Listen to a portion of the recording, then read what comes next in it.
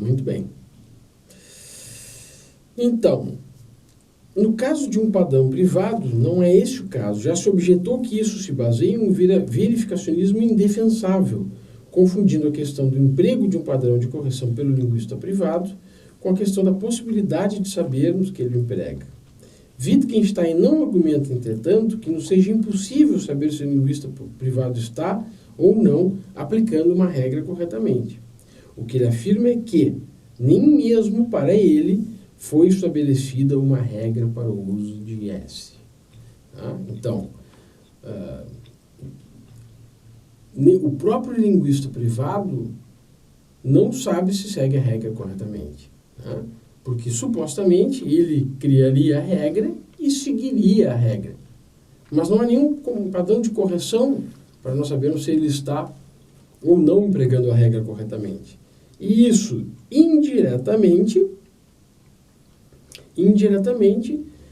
nem mesmo para o linguista privado, nós saberíamos da regra correta para a aplicação e para o uso do signo S. Tá? Ok? Segue Glock. Pois um padrão de correção, nós estamos falando de padrões de correção. Padrões de correção são importantes porque são características primordiais das regras. Regras são padrões de correção. Nós estamos dizendo que o linguista privado não tem padrões de correção. Ora, um padrão de correção não operacional, que não possa nem mesmo em princípio ser utilizado para diferenciar as aplicações corretas das incorretas, que é o caso do linguista privado, é algo que não existe. Não é um padrão de correção. Tá? Poder-se admitir isso sem, contudo, abrir mão da ideia de que, embora a aplicação de S num tempo qualquer pelo linguista privado seja incorrigível nesse mesmo tempo, pode ser corrigido em outro tempo. Entretanto, a justificação consiste em apelar para algo independente. Uma vez que essa possibilidade está excluída, nada distingue no outro tempo, T2, a retificação do erro que o linguista privado fez com base em uma regra anterior da adoção de uma nova regra por este. Não havia, portanto, na verdade, regra alguma desde o início, mas somente impressões de regras e uma pseudo-prática. Veja no 259. No 259 das investigações, Wittgenstein diz o seguinte: as regras da linguagem privada são impressões de regras. A balança em que se pesem as impressões não é a impressão de uma balança. No 2, um pouquinho adiante, né? No 265, o Wittgenstein diz o seguinte: imaginemos uma tabela que existe somente em nossa representação, um dicionário, por exemplo. Com a ajuda de um dicionário, pode-se justificar a tradução de uma palavra X pela palavra Y. Mas devemos chamar isto também de justificação? Caso essa tabela seja consultada somente na representação, ora, trata-se justamente de uma justificação subjetiva. Mas a justificação consiste em se recorrer a uma instância independente. Mas eu posso também recorrer de uma lembrança para outra. Eu não sei, por exemplo, se tomei nota corretamente da hora da partida do trem e trago à memória a imagem da página do horário para controle. Não temos aqui o mesmo caso? Não. Porque esse processo tem que evocar realmente a lembrança correta. Se não se puder comprovar a correção da imagem do horário apresentado, como poderia ser confirmada a correção da primeira lembrança? É como se alguém comprasse vários exemplares do Jornal da Manhã para certificar-se de que ele escreve a verdade. Consultar uma tabela representada é tão pouco uma consulta de uma tabela quanto representar o resultado de um experimento representado é o resultado de um experimento.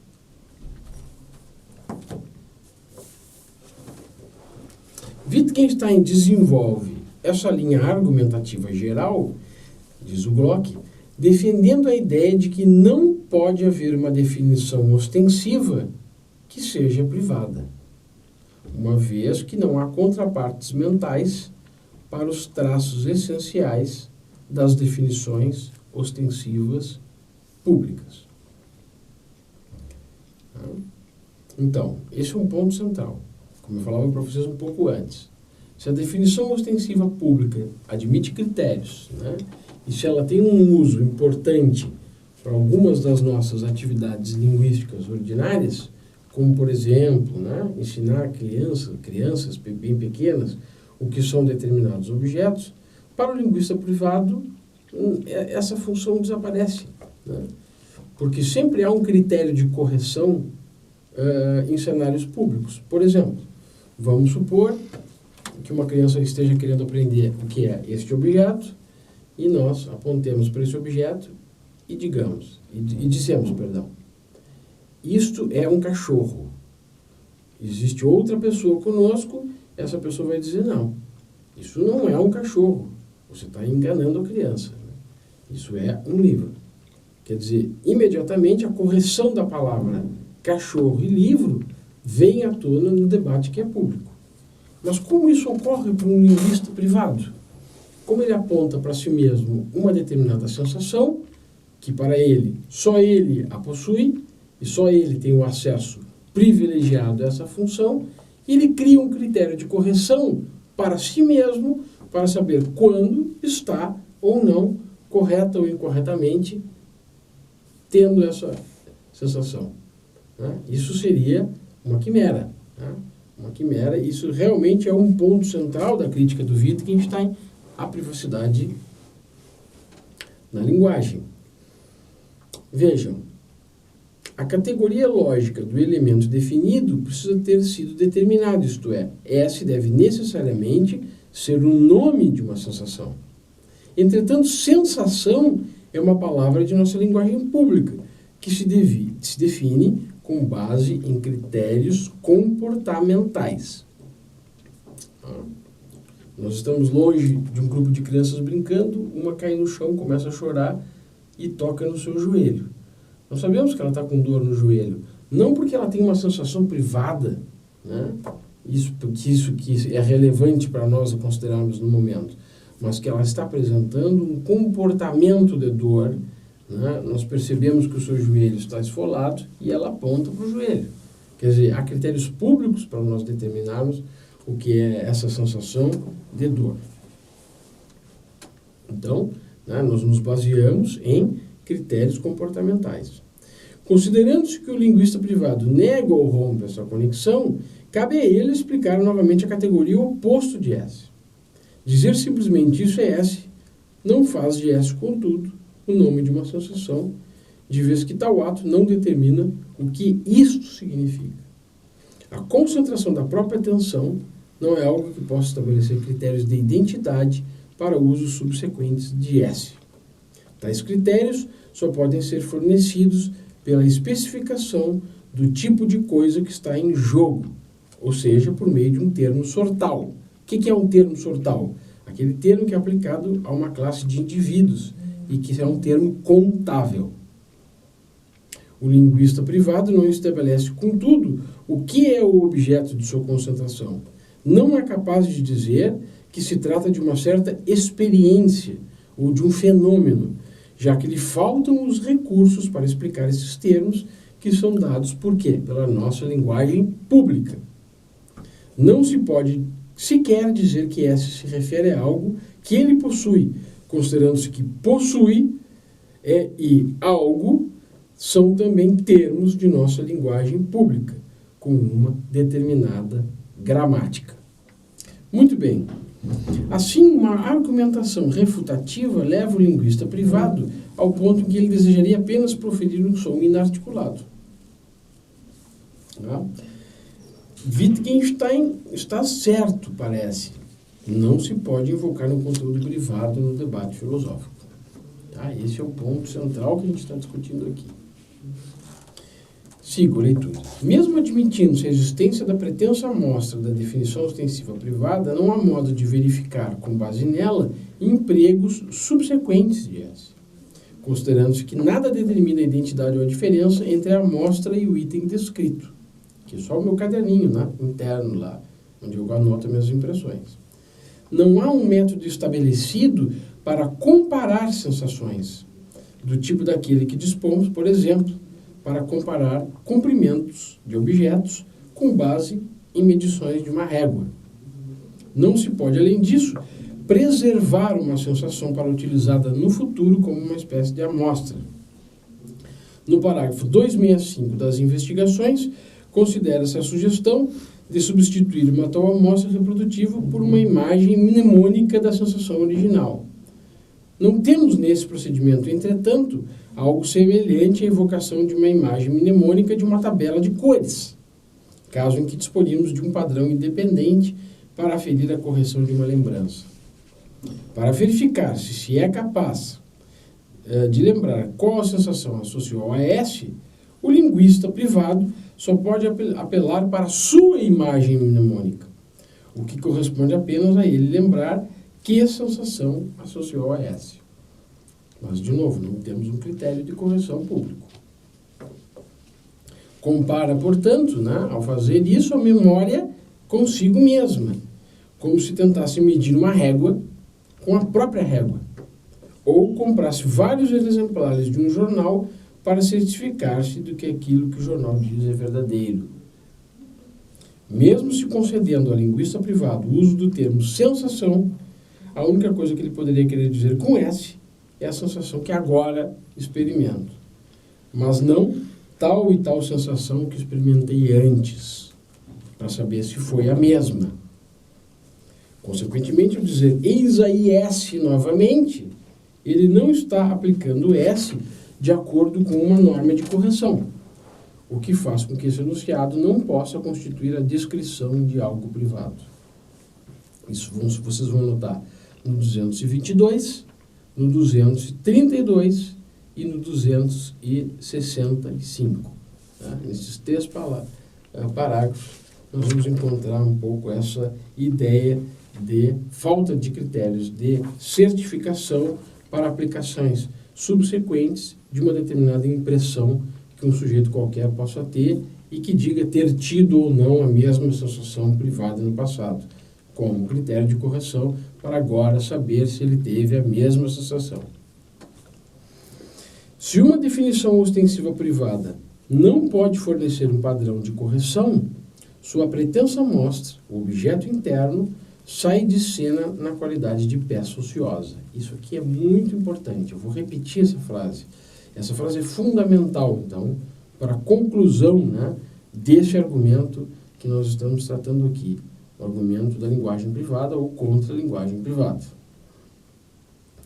De novo, se uma definição ostensiva privada não pode fornecer um padrão de correção para futuros empregos das mesmas palavras para designar supostamente a mesma sensação, então sua pretensa amostra, que é um objeto interno, sai de cena como peça ociosa, que não serve para nada. Sai de cena como peça ociosa. Daquela ideia mais geral que eu sempre digo para vocês, que está presente no pensamento de Wittgenstein como um todo, de nós descartarmos do âmbito da filosofia aquilo que é atrapalho filosófico inadequado. Tá? Um desses atrapalhos filosóficos inadequados gira em torno dessa noção de privacidade. Se a privacidade não é importante, né, para nossos significados em primeira pessoa que dizem respeito a experiências privadas, não dessa forma que o linguista privado quis dar, e mesmo na tradição, né, vamos encontrar exemplos disso, isso é peça ociosa e não deve fazer parte da nossa investigação filosófica. continuo a leitura. Em um jogo de linguagem em que todos possuem uma caixa, olhem bem esse exemplo, atentem bem para esse exemplo. Em um jogo de linguagem em que todos possuem uma caixa e se refiram ao seu conteúdo da caixa, como besouro, mas ninguém tem acesso ao conteúdo da caixa dos outros, os conteúdos da caixa e sua natureza serão irrelevantes para o significado de besouro. Imagina, nós temos 3 caixas aqui. A minha caixa, a caixa do fulano e a caixa do cicrano. Todos nós dizemos que temos aqui dentro dessa caixa, imagine que essa caixa é a nossa mente, né? Dentro dessa caixa, um besouro. Como nós construímos o significado da palavra besouro? Se nenhum de nós tem acesso à caixa do outro, apenas à nossa caixa. Como nós vamos saber se o bichinho que está ali dentro da nossa caixa é o mesmo bichinho que está na caixa dos outros 2? Ora, para constituirmos o significado da palavra besouro, obviamente, nós não estamos ou não precisamos levar em consideração essa imagem que cada um tem de besouro que está dentro da sua caixa. Isso é um exemplo muito eficaz para nós compreendermos o ponto aqui.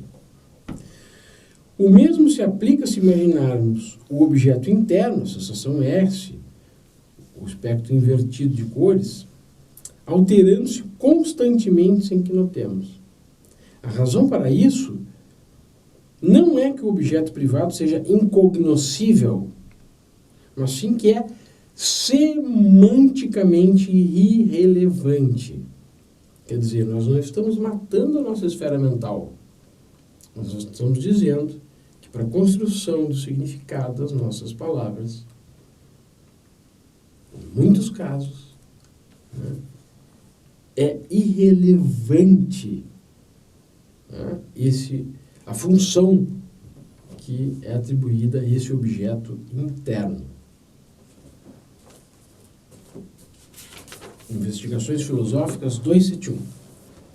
Imaginemos um homem que não fosse capaz de guardar na memória o que a palavra dor significa e, por isso, dá este nome cada vez a algo diferente, não obstante, empregasse a palavra em consonância com os indícios e pressupostos ordinários da dor. Portanto, ele a emprega como todos nós fazemos. Eu diria que não pertence à máquina, à roda que se pode girar, sem que com ela se movimente outra coisa. O essencial em uma vida privada, no 272, não é propriamente que cada um possua o seu próprio exemplar, mas que ninguém saiba se o outro também tem esse exemplar ou se tem algo diferente.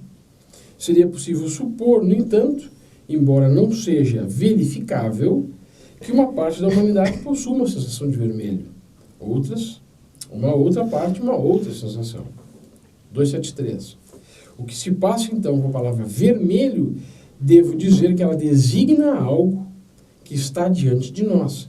E cada um, na verdade, deveria ter uma outra palavra além dessa para designar sua própria sensação de vermelho? Ou será que a palavra vermelho designa algo conhecido de todos nós? E, além disso, para cada um, algo que somente ele conhece? Ou talvez melhor, ela se refere a algo que somente ele conhece? A gente sabe que não parece ser assim.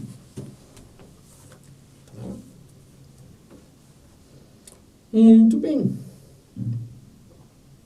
Então, a razão para isso não é que o objeto privado seja incognoscível, mas ele é semanticamente irrelevante, não altera nada o nosso significado das palavras que são definidas, né, por mecanismos públicos e não privados.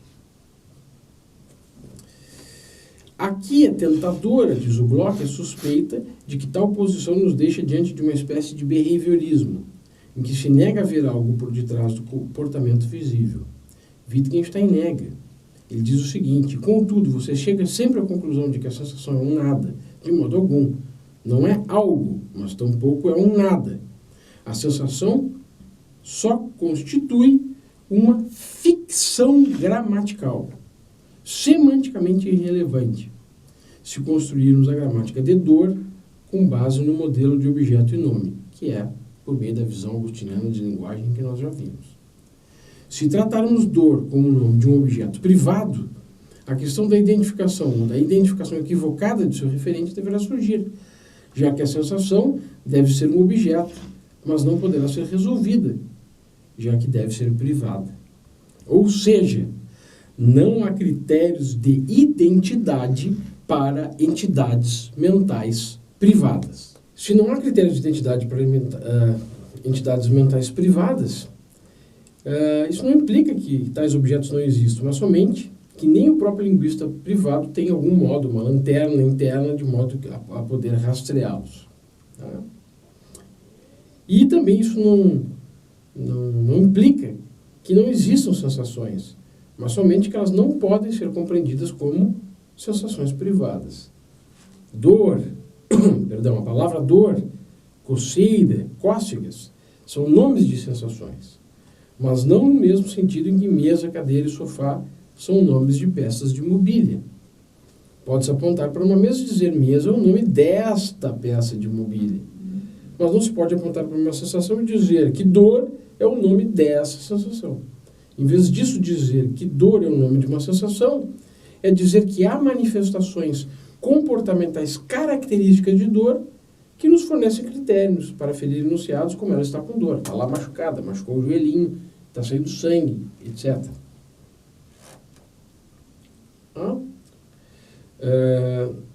É dizer, em uma sentença como eu estou com dor, deve ser compreendida como exteriorização, não um relato de um objeto interno, mas uma expressão de dor. Uma expressão de dor. Bom, mesmo que nós não quiséssemos aceitar a explicação alternativa de Wittgenstein para os termos designadores de sensações, o argumento da linguagem privada, isso aqui também é fundamental, porque é uma consequência desse debate que nós estamos travando, enfraquece a ideia de que experiências privadas fornecem os fundamentos da linguagem do conhecimento. Em outras palavras, experiências privadas não fornecem os fundamentos da linguagem do conhecimento. Em segundo lugar, como consequência desse debate, para sabermos o significado de termos psicológicos, não precisamos ter uma sensação ou experiência correspondente. Para afirmar de forma significativa que uma outra pessoa está com dor, não precisamos da dor, mas sim do conceito de dor. Ter a experiência não garante o domínio do uso do termo. O que garante o domínio do uso do termo são as regras para o uso desses termos, e essas regras, como nós vimos, são públicas. Da mesma forma, aquele que, sem nunca ter tido uma dor de dente, aplica e explica corretamente o termo dor de dente. Ele sabe o que significa o termo dor de dente. Eu sei o que significa o emprego de uma expressão como ele quebrou as duas pernas, embora eu nunca tenha quebrado as duas pernas. Pode-se objetar que não temos razões para crer que essa pessoa domine o uso da expressão em primeira pessoa. Nós a temos, entretanto, se a pessoa pode dizer de si, eu não estou com dor de dente. O único tipo de caso em que poderíamos dizer que essa pessoa não dominou o uso em primeira pessoa é se ela, subitamente, desse um grito de dor com a mão na bochecha, insistindo, entretanto, que não está com dor de dente. Isso implica, por sua vez, a insustentabilidade do abstracionismo. Não poderíamos, nem precisaríamos, formar conceitos concentrando-nos em certos traços de experiência e descartando outros.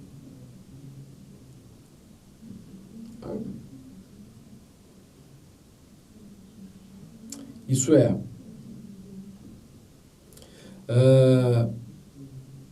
reforça o ataque, se vocês se lembrarem, que Kant fez ao mito do dado, nem sempre adotado pelo próprio Kant, mas defendido mais tarde por uma série de filósofos. As intuições pré-conceituais que os conteúdos não conceituais brandidos pelos empiristas, desde Locke, passando pelo Círculo de Viena, até Quine hoje em dia, e teóricos contemporâneos do conteúdo, são, na melhor das hipóteses, parte de um mecanismo causal subjacente ao discurso, não se fazendo presente nas regras que dão significado às nossas palavras. Ou seja, seguindo a fazer o que Wittgenstein nos convida a fazer. Vamos limpar um pouco a filosofia. Vamos fazer uma faxina na filosofia, de modo, né, a desfazermos ou mostrarmos os erros que os filósofos tentaram cometer, né, quando eles não olham, de fato, para o funcionamento da nossa linguagem. O que o filósofo faz, numa ideia de terapia intelectual, busca pensar o uso das nossas palavras e ver se realmente o uso comum que nós temos da nossa palavra, das nossas palavras, que nós fazemos das nossas palavras, suporta toda essa carga conceitual e pesada que os filósofos foram atribuindo ao longo da história da filosofia. Até logo.